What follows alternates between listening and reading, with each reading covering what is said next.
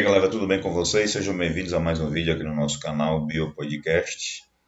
Hoje com o tema neodarwinismo. Se você ainda não é inscrito no nosso canal, aproveite esse momento, se inscreva, deixe o seu like, compartilhe, comente. Vamos ao tema de hoje, neodarwinismo. Começando pelo básico. Quem foi Darwin? O que é o darwinismo? Darwinismo é o nome dado à teoria proposta por Charles Darwin para explicar como ocorre a evolução das espécies. Essa tese criou forma após esse naturalista inglês realizar uma viagem ao redor do mundo a bordo de um navio, o HMS Beagle. Segundo Darwin, haveria uma luta pela sobrevivência e apenas aqueles com características mais vantajosas poderiam sobreviver e reproduzir-se. Segundo Darwin, depois de várias gerações, características seriam passadas e as espécies ficariam muito distintas daquelas que as originaram. Dessa maneira, surgiram novas espécies de uma forma direcional, lenta e gradual. Darwin afirmava também que todos os seres vivos sofriam mudanças. Sendo assim, todos os organismos existentes no planeta atualmente, em algum momento da história evolutiva, compartilharam uma ancestral comum. A seleção natural é um dos mecanismos condutores do processo evolutivo e, por sua vez, é a mudança das populações ao longo do tempo. Ela consiste no processo pelo qual os indivíduos de uma população que estão mais bem adaptados a determinada condição do ambiente são favorecidos por possuírem mais chances de sobreviver e reproduzir que aqueles menos adaptados.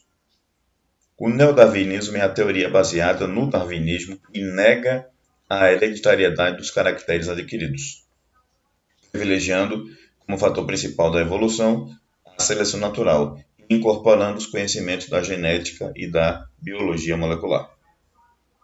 A teoria sintética da evolução. De 1900 até cerca de 1920, os adeptos da genética mendeliana acreditavam que apenas as mutações eram responsáveis pela evolução e que a seleção natural não tinha importância neste processo.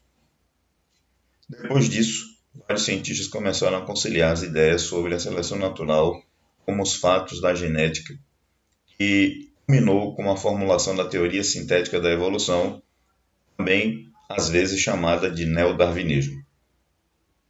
Na década de 30 a 1940 do século passado, século XX, os novos conhecimentos da genética vieram juntar-se ao darwinismo e formaram uma nova corrente de pensamento científico mais abrangente que explica as leis que regem o processo evolutivo de Darwin, dando resposta a alguns processos como a transmissão dos caracteres que Darwin não conseguiu dar resposta. Essa nova teoria designa-se neodarwinismo ou teoria sintética da evolução. O neodarwinismo diz que é a seleção natural o agente principal da evolução que atua sobre a variabilidade das populações. E essa variabilidade deve-se a dois fenômenos importantíssimos: mutações e recombinação genética. Principais críticas apontadas à teoria de Darwin: não explicar o surgimento de variações naturais nos indivíduos de uma determinada espécie, nem o modo como essas variações eram transmitidas à geração seguinte. O neodarwinismo foi desenvolvido pelos cientistas Dobzhansky e S. Wright e pelo biogeógrafo taxonomista Ernest Mayr e também pelo paleontologista George Simpson, em colaboração com o britânico e botânico G. L. Stebbins. A teoria sintética da evolução pode ser resumida graficamente nesses aspectos: mutação, variabilidade, recombinação genética, seleção natural, adaptação. Fatores evolutivos relacionados à teoria moderna da evolução: mutação gênica, recombinação gênica e seleção natural. A mutação gênica é responsável pelo surgimento de novos alelos. A recombinação gênica, pelo surgimento de novas recombinações gênicas. A variabilidade genética ou diversidade genética dos indivíduos de uma população está baseada exatamente na mutação genética e na recombinação genética. E sobre as duas atua a seleção natural. Evolução biológica, teoria moderna ou sintética da evolução. Darwin não conhecia plenamente os mecanismos biológicos responsáveis pela diversidade biológica. Isso levou a críticas que, na ocasião, ele não pôde responder de modo satisfatório. Com o surgimento da genética, pôde-se ampliar o conhecimento dos processos evolutivos entre 1930 e 1940. A teoria sintética da evolução se baseia em três fatores: seleção natural, mutação gênica e recombinação. Mutação gênica e recombinação, estas responsáveis pela variabilidade genética. O neodarwinismo apresenta três pilares: a existência da variabilidade genética nas populações consideradas unidades evolutivas, a seleção natural como mecanismo principal da evolução e a concepção gradualística que permite explicar as grandes alterações que resultam da acumulação de pequenas modificações que vão ocorrendo ao longo do tempo. Criada no século XX, evolução mais genética incorpora as causas da variabilidade aos conceitos do darwinismo clássico.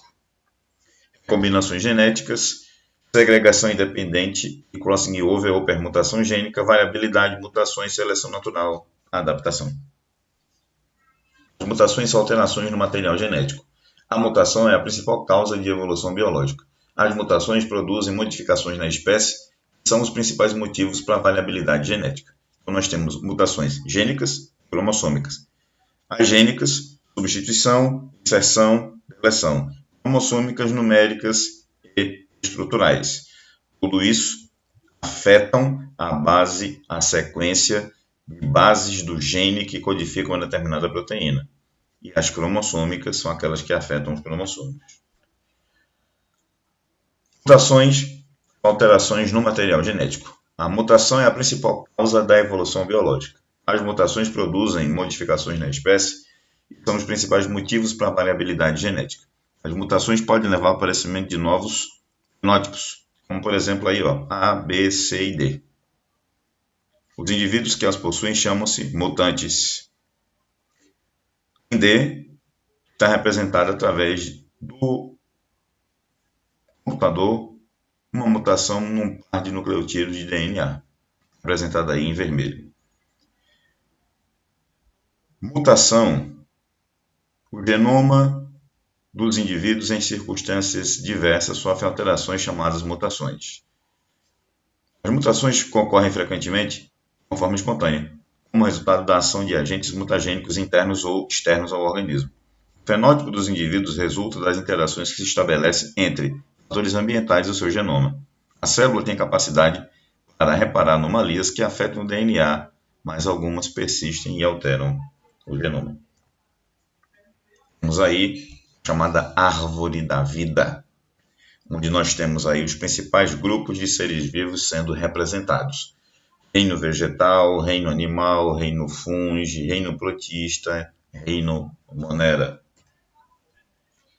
Aqui nós temos uma árvore da vida bem mais ampliada, já baseado nesses termos: adaptação, mutação, variabilidade genética, seleção natural, que compõem a base estrutural do neodarwinismo. A especiação, já comentado em outros vídeos aqui no canal, é só você clicar no card aqui que você vai aprofundar esse tema.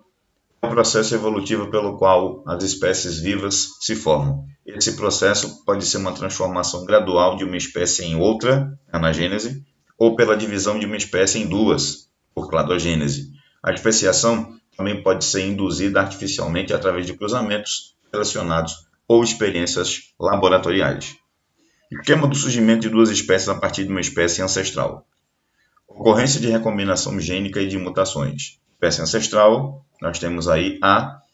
Em B acontece isolamento geográfico, pressões por seleções diferentes, duas raças, pressões de seleções diferentes, isolamento reprodutivo. E finalmente, nós temos duas espécies diferentes. Especiação alopátrica e especiação simpátrica. O processo de formação de subespécies se dá por isolamento geográfico. Ou seja, de algum modo, os organismos originalmente pertencentes à mesma população são separados em duas populações distintas que não podem mais se encontrar. Dessa forma, por serem viabilizados de trocarem material genético, fluxo gênico através da reprodução, as duas populações formadas começam a acumular características diferentes por atuação da seleção natural sobre os dois ambientes distintos. Aí nós temos na figura um exemplo de especiação alopátrica em uma espécie vegetal. Neste caso, o isolamento geográfico se relaciona à mudança no curso do rio que separa a população em duas, inviabilizando seu cruzamento e culminando na formação de duas espécies. Especiação simpátrica. Nem sempre o isolamento geográfico é uma etapa necessária no surgimento do isolamento reprodutivo. Mesmo em uma determinada região ocupada por uma dada população, as condições ambientais podem variar, o que significa que a seleção natural também atuará de forma diferente. Imagine que, nessa figura ao lado, a espécie vegetal ocupe uma área de proteção ambiental. Os limites dessa área, no entanto, podem ser fronteiriços às estradas ou outros tipos de quaisquer ambientes. Será que as árvores presentes nas bordas desta área são influenciadas da mesma forma que aquelas que ocupam regiões mais próximas do interior da reserva? É muito provável que não. Aquelas árvores próximas aos limites externos podem sofrer maior influência da poluição dos carros, maior insolação, podem estar sujeitas a mais vento. Isso significa que características naturalmente selecionadas para a sobrevivência nessa região podem ser tão diferentes que, com o passar do tempo, o acúmulo tão grande de diferenças leve ao isolamento reprodutivo. Caso isso aconteça, falamos de uma especiação simpátrica. Observe, a velocidade com qual as diferentes populações de organismos vivos se acumulam parece variar de caso a caso. Nesse contexto, pode parecer haver momentos de história evolutiva em que pequenas modificações surgiram de uma forma muito lenta e gradual, e que em outros momentos as modificações fenotípicas abruptas aconteceram em curto espaço de tempo. Determinamos para o primeiro caso o processo de anagênese, capaz de levar ao processo de especiação e conduzir à evolução através do gradualismo. No segundo caso, quando populações parecem permanecer inalteradas por longos períodos e de repente sofrem grandes alterações, falamos então de um processo de cladogênese, capaz de levar à especiação e conduzir à evolução através do equilíbrio pontuado. E este foi o nosso vídeo de hoje, Neodarwinismo. Se você gostou, deixe o seu like, compartilhe, comente, ative o sininho das notificações e até o nosso próximo vídeo.